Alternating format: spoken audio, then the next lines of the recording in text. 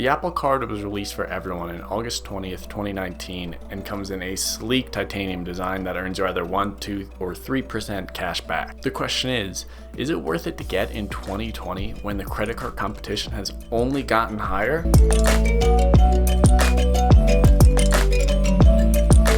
Short answer, yeah, it's worth it, but it comes with a few stipulations. As I mentioned in my previous videos, you should be earning at a minimum 2% cash back or 2 points per every dollar you spend on just everything. There are a number of cards that achieve this, like the Citi Double Cash or that 2% category in the Apple Card. The current rewards categories for Apple are 3% from everything from Apple, Apple Store purchases, iTunes, stuff like that, plus 3% at select merchants when you use Apple Pay. They are currently Uber, Uber Eats, T-Mobile, Nike, Walgreens, and Dwanrad.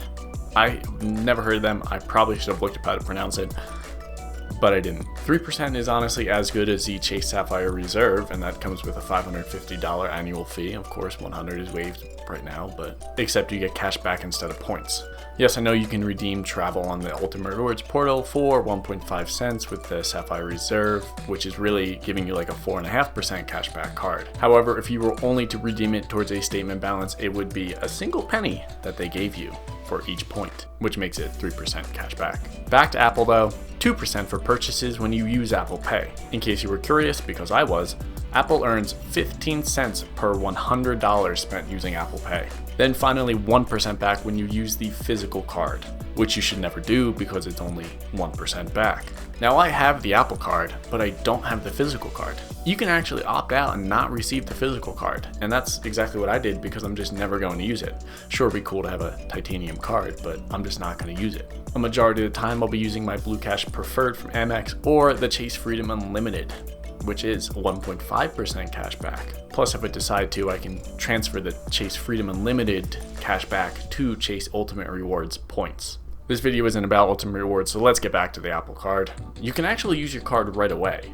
I applied for it before I went to the store, and then I arrived at the store, and I used my card for Apple Pay.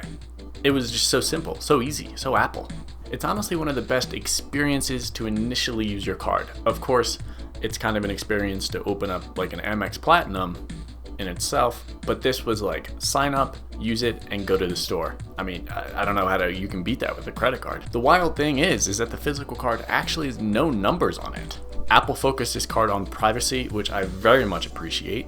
This card is exceptionally hard to steal, and you shouldn't see any fraudulent transactions on it because it's so hard to steal. Unlike my Chase card that was stolen after I had stopped using it for a couple months, which was odd. I just don't understand how someone did that. American Express is also a company that values security very high. That's why their security code is on the front of the card and it's 4 digits. And on the back of the card are 3 numbers, but that's the card identification number. So it's totally different. Having a company that values security is important to me because I would rather not have my credit card information stolen. The card is issued by Goldman, but MasterCard is the transaction provider. This simply means you get a few benefits like theft protection, liability, stuff like that. You can also use MasterCard's travel service. You go to travel.mastercard.com and then you can check if you're eligible for the service. You get things like complimentary breakfast, amenities, and room upgrades if they're available. This is remarkably similar to other travel things like the Amex Hotel Collection or the Platinum Collection